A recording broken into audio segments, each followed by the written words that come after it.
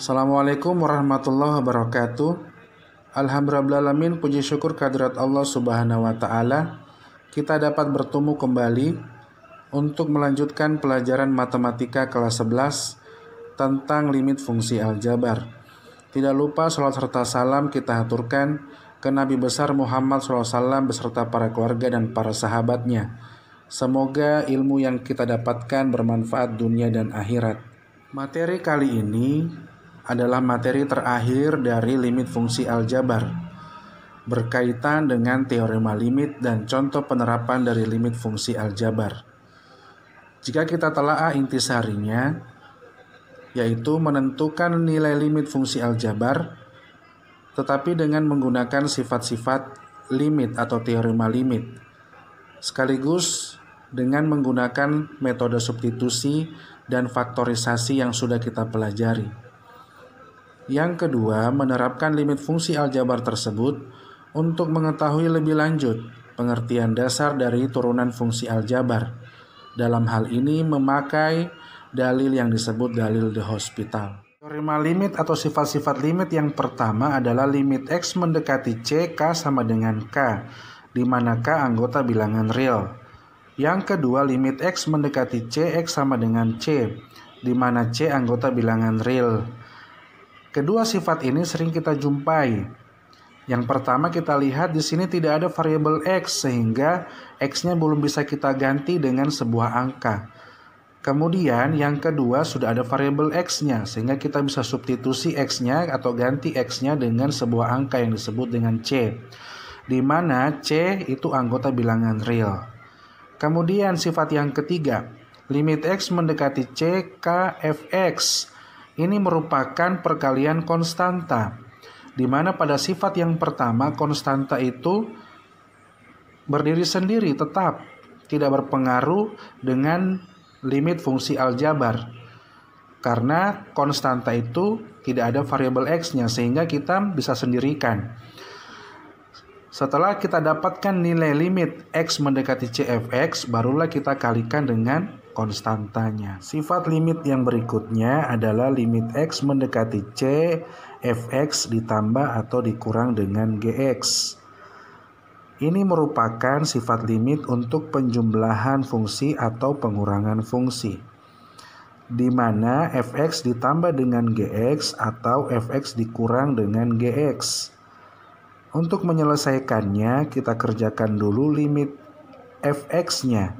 Kemudian setelah itu kita tambahkan atau kita kurangkan dengan hasil limit Gx-nya.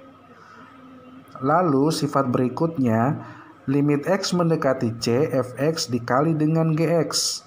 Ini juga merupakan sifat limit untuk perkalian fungsi, di mana Fx dikali dengan Gx.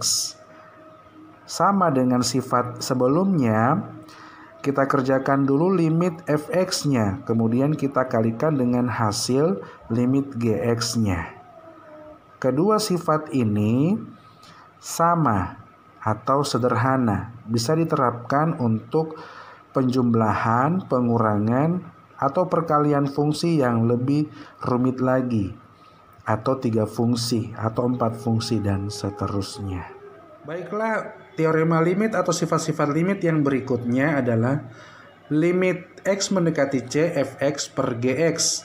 Ini merupakan sifat limit untuk pembagian fungsi, di mana dengan cara yang sama kita kerjakan dulu limit Fx-nya. Kemudian hasilnya kita bagi dengan limit Gx-nya, di mana Gx tidak boleh sama dengan 0. Kemudian limit X mendekati C, Fx pangkat N. Ini merupakan sifat limit untuk fungsi yang berbentuk pangkat. Sehingga kita kerjakan dulu limit Fx-nya. Kemudian hasilnya baru kita pangkatkan dengan N. N sendiri adalah bilangan bulat positif. Pangkat 2, 3, 5, dan seterusnya. Kemudian ada juga sifat limit untuk fungsi yang berbentuk akar, yaitu limit X mendekati C, akar pangkat N dari Fx. Sehingga dengan cara yang sama kita cari dulu limit fx-nya. Kemudian hasilnya baru kita akarkan. Pangkatnya juga merupakan bilangan bulat positif. Setelah kita tahu tentang teorema limit atau sifat-sifat limit, sekarang kita akan menyelesaikan atau menentukan hasil dari limit-limit pada contoh soal berikut ini. Dengan menggunakan teorema limit atau sifat-sifat limit, sekaligus metode substitusi dan faktorisasi yang sudah kita pelajari. Soal yang pertama, limit X mendekati 2, X kurang 2 per X kurang 1. Ini bentuk pembagian fungsi. Berarti sesuai dengan sifat limit bagian F, kita selesaikan dulu limit yang di atas. Berarti limit X mendekati 2, X dikurang 2. Kemudian setelah itu kita bagi dengan limit X mendekati 2, X dikurang 1. Dengan cara substitusi kita temukan X-nya kita ganti dengan 2. Yang di atas menjadi 2 dikurang 2 dibagi 2 dikurang 1. Sehingga yang di atas menjadi 0, yang di bawah menjadi 1. 0 dibagi 1 ya 0. Kemudian contoh soal berikutnya. Limit X mendekati 2, 2X dikurang 4 dibagi dengan X dikurang 2. Kalau kita substitusi langsung, kita ketemu dengan limit tak tentu, yaitu 0 per 0. Sehingga pembilangnya 2X dikurang 4 harus diubah dulu dengan cara faktorisasi. Jadi kita keluarkan angka 2-nya. Sehingga menjadi 2 dikali X dikurang 2. Kalau kita uji lagi, kita kali masuk lagi, kembali menjadi 2X dikurang 4. Sehingga yang di atas X kurang 2, yang di bawah X kurang 2 sama. Kita boleh coret, karena hasilnya pasti 1.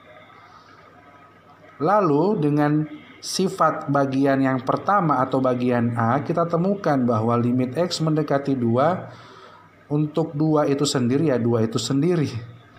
Karena tidak ada X yang bisa kita substitusi. Jadi limit X mendekati 2, 2X kurang 4 dibagi X kurang 2 sama dengan 2. Baiklah, kita sampai pada contoh soal yang terakhir. Ini berkaitan dengan dalil de Hospital. Jika fx sama dengan x kuadrat, maka tentukan limit h mendekati 0, fx tambah h dikurang fx dibagi h. Bentuk seperti inilah yang disebut dengan dalil de Hospital, merupakan pengembangan dari limit fungsi aljabar. Baiklah, kita jawab. Karena fx sama dengan x kuadrat, maka kita cari juga fx ditambah h.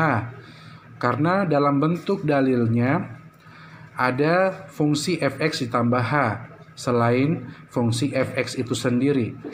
Sehingga selain fx sama dengan x kuadrat, maka kita cari juga fx ditambah h, yaitu sama dengan x tambah h pangkat 2 tentu saja. Sehingga limit h mendekati 0, fx tambah h dikurang fx dibagi h, kita ganti atau kita substitusi X ditambah H pangkat 2 dikurang X kuadrat dibagi dengan H. X tambah H pangkat 2 merupakan bentuk kuadrat. Sehingga sesuai dengan identitas bentuk kuadrat, kita bisa ubah menjadi X kuadrat ditambah 2X H ditambah H kuadrat dikurang X kuadrat dibagi dengan H. X kuadrat dikurang X kuadrat 0. Sehingga kita coret. Kemudian H itu sendiri kita keluarkan. Sehingga H dikali dalam kurung 2X tambah H dibagi dengan H itu sendiri. Sehingga H dengan H boleh dicoret.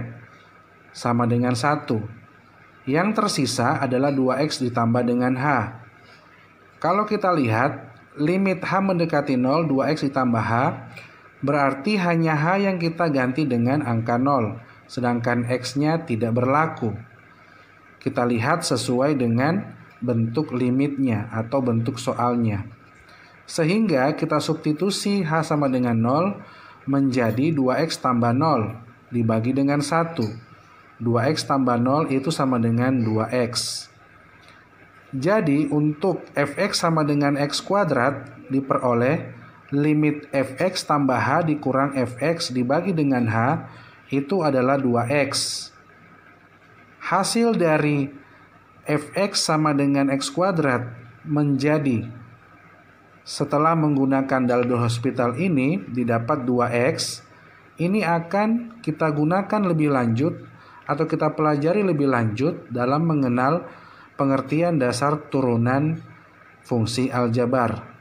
Dari contoh soal di atas kita dapat simpulkan bahwa penerapan limit fungsi aljabar ternyata sangat luas, apalagi di berbagai bidang ilmu pengetahuan dan teknologi.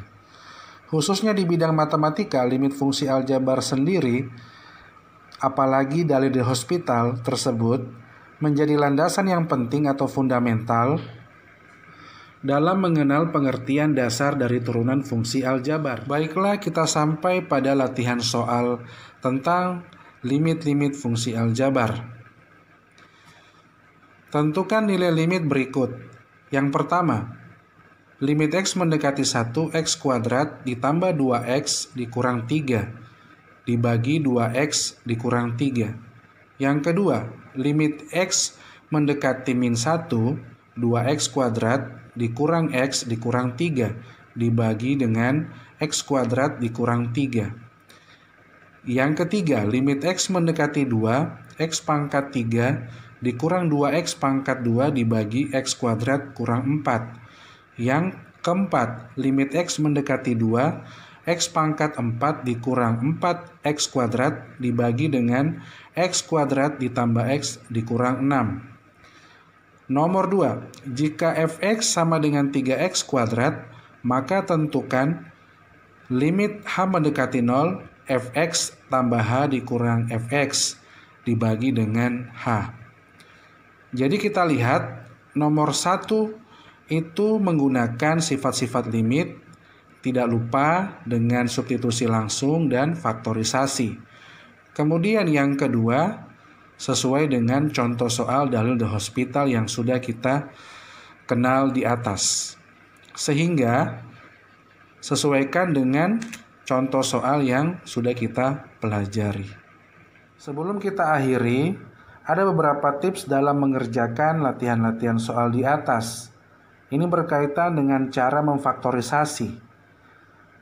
Dalam beberapa soal limit, ada bentuk umum persamaan kuadrat. AX kuadrat ditambah atau dikurang BX ditambah atau dikurang C sama dengan 0.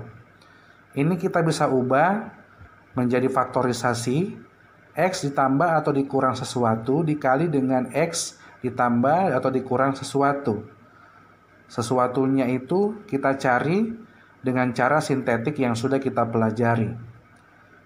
Dalam beberapa soal limit juga ada bentuk identitas aljabar seperti A kuadrat dikurang B kuadrat itu sama dengan atau boleh kita rubah menjadi A tambah B dikali A kurang B.